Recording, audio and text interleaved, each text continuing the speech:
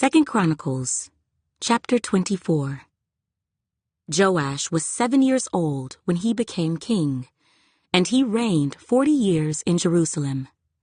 His mother's name was Zibiah of Beersheba. Joash did what was right in the sight of the Lord all the days of Jehoiada the priest, and Jehoiada took 2 wives for him, and he had sons and daughters. Now it happened after this that Joash set his heart on repairing the house of the Lord. Then he gathered the priests and the Levites, and said to them, "Go out to the cities of Judah, and gather from all Israel money to repair the house of your God from year to year, and see that you do it quickly." However, the Levites did not do it quickly. So the king called Jehoiada the chief priest, and said to him, "Why have you not required the Levites to bring in from Judah and from Jerusalem the collection, according to the commandment of Moses the servant of the Lord, and of the assembly of Israel, for the tabernacle of witness?" For the sons of Athaliah, that wicked woman, had broken into the house of God, and had also presented all the dedicated things of the house of the Lord to the Baals. Then at the king's command they made a chest, and set it outside at the gate of the house of the Lord. And they made a proclamation throughout Judah and Jerusalem to bring to the Lord the collection that Moses the servant of God had imposed on Israel in the wilderness. Then all the leaders and all the people rejoiced, brought their contributions, and put them into the chest until all had given. So it was, at that time, when the chest was brought to the king's official by the hand of the Levites, and when they saw that there was much money, that the king's scribe and the high priest's officer came and emptied the chest, and took it, and returned it to its place.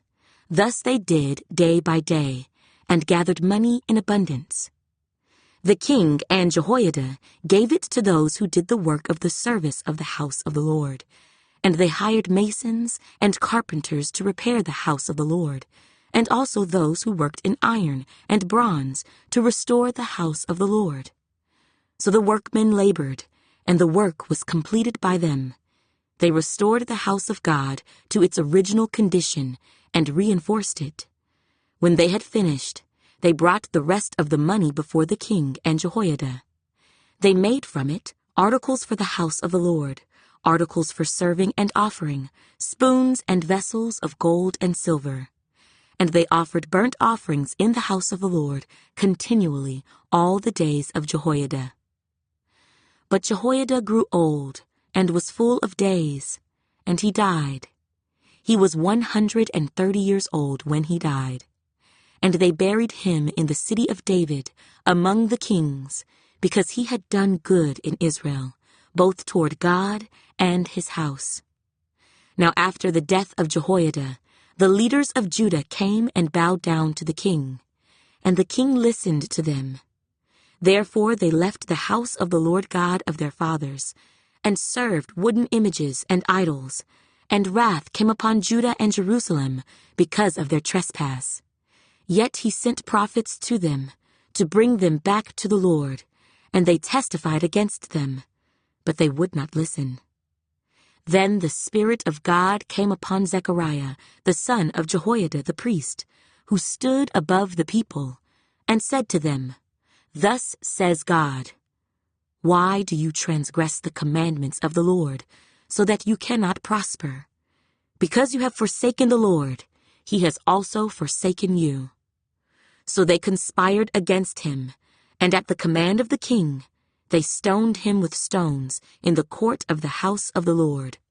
Thus Joash the king did not remember the kindness which Jehoiada his father had done to him, but killed his son. And as he died, he said, "The Lord look on it and repay." So it happened in the spring of the year that the army of Syria came up against him, and they came to Judah and Jerusalem, and destroyed all the leaders of the people from among the people, and sent all their spoil to the king of Damascus. For the army of the Syrians came with a small company of men. But the Lord delivered a very great army into their hand, because they had forsaken the Lord God of their fathers. So they executed judgment against Joash, and when they had withdrawn from him, for they left him severely wounded, his own servants conspired against him because of the blood of the sons of Jehoiada the priest, and killed him on his bed. So he died, and they buried him in the city of David, but they did not bury him in the tombs of the kings.